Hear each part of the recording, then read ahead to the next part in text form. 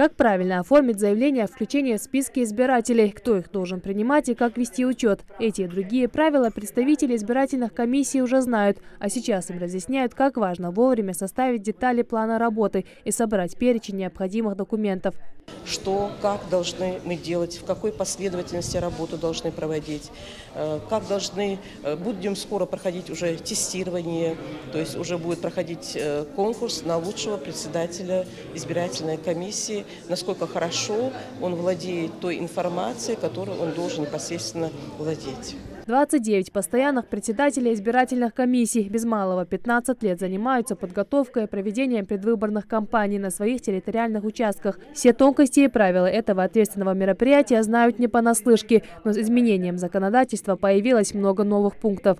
Если раньше для того, чтобы проголосовать, избиратель должен был идти в участковую комиссию или в территориальную комиссию, брать открепительное удостоверение, сам самостоятельно, то есть сам собственноручно писать заявление, сейчас это отменили. На собрании также говорили и о безопасности на избирательных участках. Сотрудники правоохранительных органов в ходе беседы разъяснили, как вести себя в случае возникновения непредвиденных ситуаций.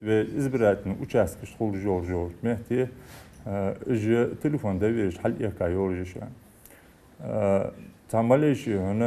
подозрительный предмет, чаще сообщение поступит, сразу же по этому телефону доверия звонок обычно. Мы эту информацию будем проверять, любой предмет проверки личного состава подготовлен.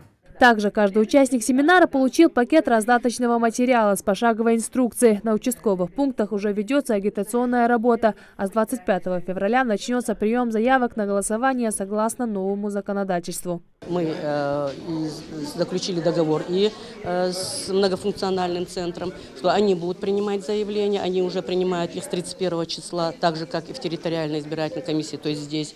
И это те люди, которые могут прийти на любой участок МФЦ, в территориальную избирательную комиссию и теперь уже в участковую избирательную комиссию для подачи заявления. Или даже он может, сидя дома у себя, на портале госуслуг, зарегистрироваться, и эти сведения мы получим уже непосредственно в территориальную комиссию, они пойдут в ГАС-выборы.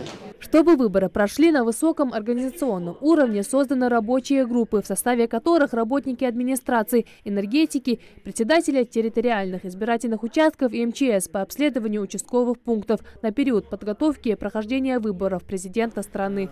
Райдат Халухоева, Рамазан Мержуев, Новости 24.